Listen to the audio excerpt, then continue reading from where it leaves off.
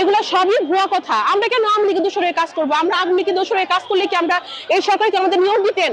আমার নাম হচ্ছে শামিমা আক্তার। আমার অনার্স মাস্টার্স দুইটাই হচ্ছে জাহাঙ্গীরনগর ইউনিভার্সিটি থেকে। আমি সরকারি রাজনীতি ডিপার্টমেন্টের একজন ছাত্রী ছিলাম। এখন হচ্ছে আমাদের যে প্রাইমারি 2023 সালে যে নিয়োগটা হয়েছে সেখানে আমরা 6531 জন সুপারিশপ্রাপ্ত হই। আর আমার না না না, কখনোই সেটা না। এটা সম্পূর্ণ গুজব, এবং আমাদের বিপক্ষে যারা আছেন তারা এই গুজবটা ছড়াচ্ছেন। আমাদের এখানে আওয়ামী লীগ কেন আসবে? এখানে বড়জোর যারা আসছেন, এই যে আজকে যারা আমি বনগুলো আসছে, গোপালগঞ্জ থেকে আসছে, কেউ কেউ অনেক দূরে দূরে থেকে আসছে, তো এদের সাথে কি এদের গার্ডিয়ান থাকবে না? যে বোনগুলো আসছে এদের সাথে এদের হাজবেন্ড আসবে না? এদের বাবা মা আসবে না? এরা সবাই তো ভুক্তভোগী। আমরা যে 6531 জনের যে একটা পরিবার, এদের সাথে সাথে কি এদের পরিবারগুলো ভুক্তভোগী না?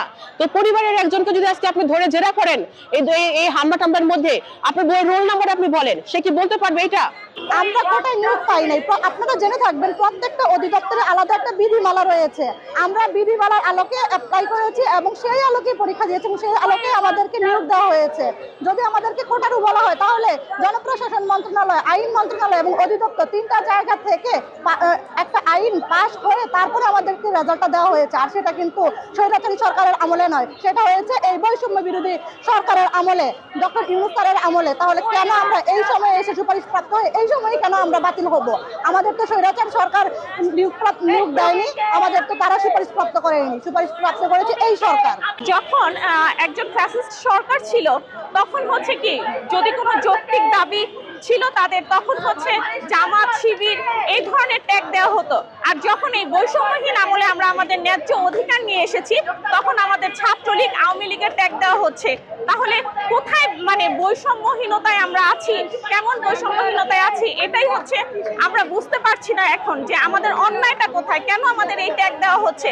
আমাদের তো এই সরকারই সুপারিশ প্রাপ্ত করেছে, তাহলে যখন আমরা ন্যায্য দাবি নিয়ে রাজপথে এসেছি, আমরা কেন আসবো? আমরা শিক্ষক, আমাদের বাধ্য করা হয়েছে, আমাদের দেয়ালে পিঠ থেকে গেছে। আমরা তো রাজপথে আসতে চাইনি, আমরা শান্তিপূর্ণ মানববন্ধন করেছি অনেক দিন। তাহলে কেন এখন আমাদের সাথে এই ধরনের আচরণ? কেন আমরা পুলিশি হামলার আক্রমণ হচ্ছি? এটাই হচ্ছে আমার রাষ্ট্রের কাছে জানার। আন্দোলন কেন ছাড়বো?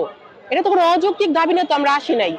এই যে বিশ্ববাসী বলেন, এই বাংলাদেশের অনেক মানুষ এখনো আমাদের এই দাবিগুলোর পিছনে কমেন্ট করেন যে এটা আমাদের অযৌক্তিক দাবি। তাদের উদ্দেশ্যে একটা কথা বলতে চাই, যে আপনারা পুরো ঘটনাটা জানুন, জেনে এরপরে কমেন্ট করুন যে আমাদের কোনো অযৌক্তিক দাবি না। আমরা কিন্তু এই সরকারের আমলে সুপারিশপ্রাপ্ত হয়েছি। এই যে আজকে এতগুলো মানুষ দেখতেছেন আন্দোলনে আসছে, আপনারা বাসায় বসে বলতেছেন যে এরা কোটায় নিয়োগের জন্য আজকে এখানে আসছে।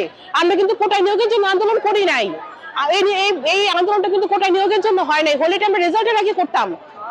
আমার কথাটা এটাই, এইখানে আমার মতো না হলেও আমার ভার্সিটি, আমার পরিচিত 10 জন এমন মেয়ে আছে যারা জাহাঙ্গীরনগর ইউনিভার্সিটি থেকে এসেছে, এবং এছাড়াও চিটাগং ভার্সিটি এবং হচ্ছে যে কুমিল্লা বিশ্ববিদ্যালয়, তারপর হচ্ছে ঢাকা বিশ্ববিদ্যালয়ের অনেক স্টুডেন্ট এখানে আছে। তাহলে আমাদের মেধা নিয়ে কিভাবে প্রশ্ন করা হয়? আমরা যদি মেধাবী না হয় তাহলে কারা মেধাবী?